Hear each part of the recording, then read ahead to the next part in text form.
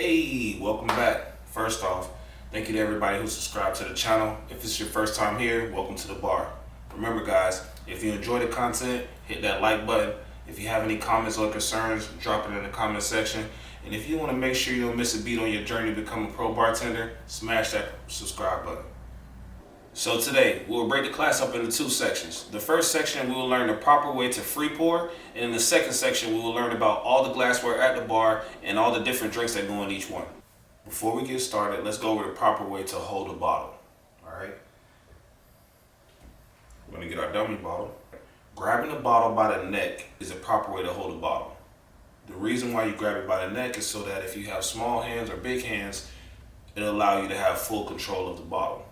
You're not going to grab it here, you're going to grab it here. You're going to get a good grip, make sure your pour spout is to the way that you want to pour, and you're going to make sure you do like this. Make sure you gain good, full control of the bottle so it doesn't slip out of your hand. Alright, take a moment to practice grabbing the bottle by the neck until you feel very confident in the ability, because it's important. So, to get a good pour for an accurate count, you have to make sure you turn the bottle upside down vertically with control. Like this.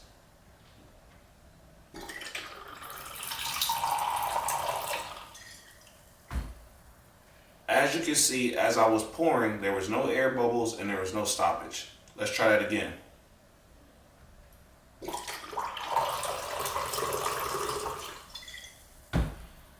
Next, let's talk about how to stop the pour. There are two ways you can stop the pour. One, by doing a jerk and stop, and two, by doing the wrist turn. Here's an example of both. Alright, first one up we're going to do is jerk and stop. Alright, let's get started. You're going to grab your bottle, get a good grip, make sure your pour spout is facing towards the glass. Go vertically, and you're going to jerk, just like that.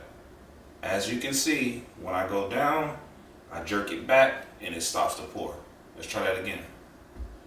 Grab my bottle, good grip, pour spout there, turn vertically, stop. Done. Alright, the next example is going to be the wrist turn. Alright, let's get started. Grab your bottle, make sure you got a good grip and it's firm. Make sure your pour spout is facing towards the glass. You're just going to go, and you're going to turn. Just like that. When I drop it low, I just turn my wrist and it cuts off. Try it again. Get it here, you're gonna pour, and you're gonna turn. Just that easy. Alright, perfect. Now that we have the fundamentals down, let's talk about drink measurements and how to make sure our count lines up accurately. The next screen will display a chart that correlates counting and measurements starting from ½ ounce to 2 ounce. Hey, you ready, or you just ready? Alright, I hear you. So let's practice. Don't worry. If you forget to count, just look to the screen on my left for a reference and you'll be alright.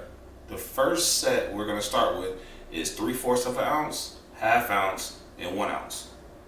Let's get started. So the first one up is going to be ½ ounce. It's going to be a 2 count. Okay?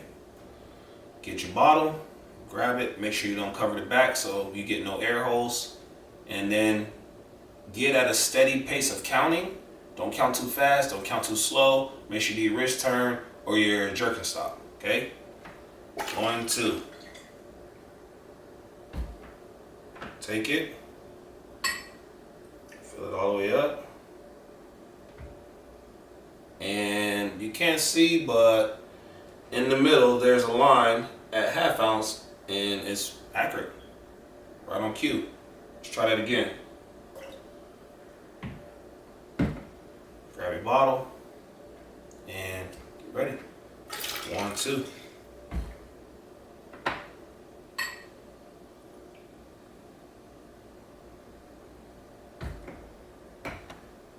Again, ½ ounce. Alright.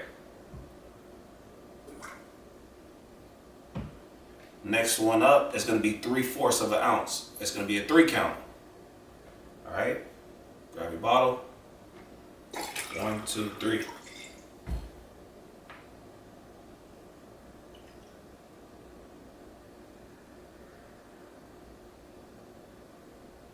Perfect. As you can see, there's a line that's just barely under the brim. That's 3/4 of an ounce. Take it all the way up, it's going to be 1 ounce. So you can probably see that's almost to the top, but not quite. That's 3/4 of an ounce. So 1 ounce is a 4 count. All right. Keep your same rhythm so that you're consistent with your drinks. Okay. Ready? Up. 1, 2, 3, 4.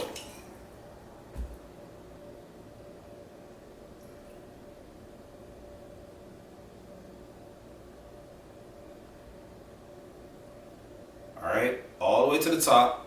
Little bubble right at the top to the brim, but it didn't leak. It didn't go over. That's an accurate pour. 1 ounce.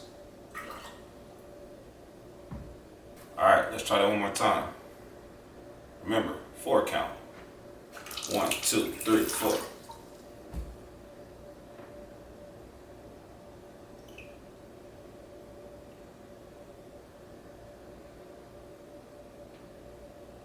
All right, 1 ounce.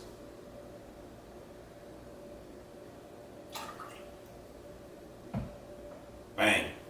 All right, and for the last two measurements, it's going to be 1.5 ounce, which is a 6 count, and then 2 ounce, which is an 8 count. All right, let's get started with 1.5 ounce first. Okay, grab your bottle, make sure you don't cover the top. Good grip, and we're going to pour. Remember, 6 count. 1, 2, 3, 4, 5, 6. Pour.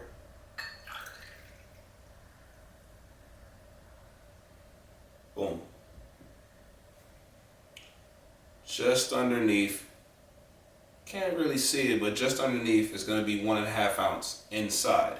All the way up is 2 ounce, but we're doing 1.5, so it's inside. All right, let's try it again. Remember, 6 count. 1, 2, 3, 4, 5, 6.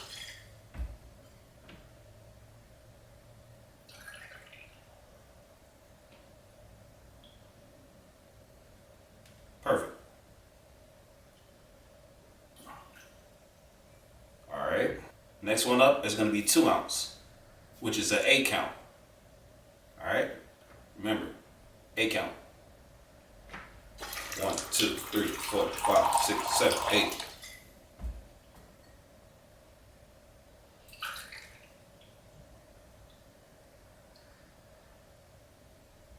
All the way up, no spillage. To the brim, 2 count. All right, let's try it one more time. We're doing 2 ounces, all the way up to the top, 8 count. Ready? 1, 2, 3, 4, 5, 6, 7, 8.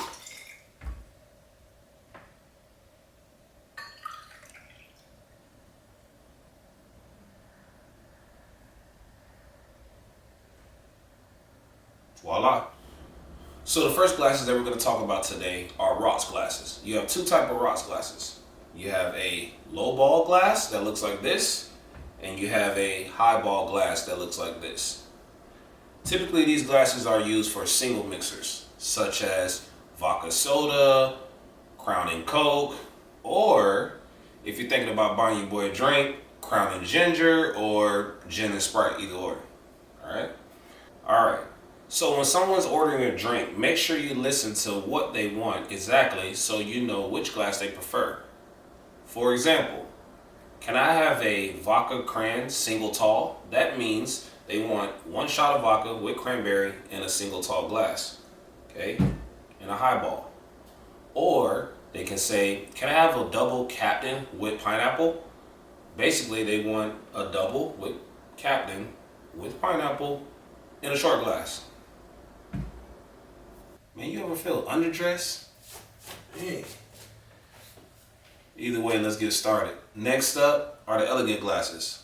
On the left, we have a champagne flute.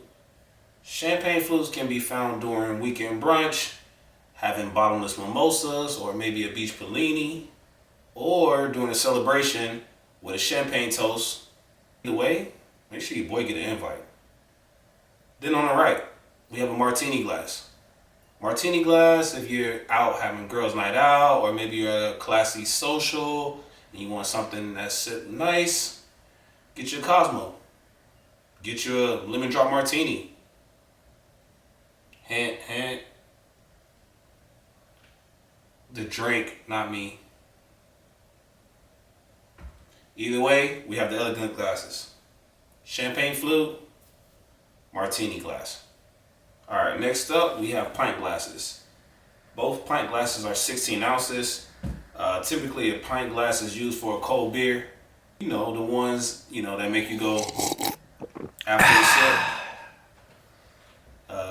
Inside joke, don't worry about it.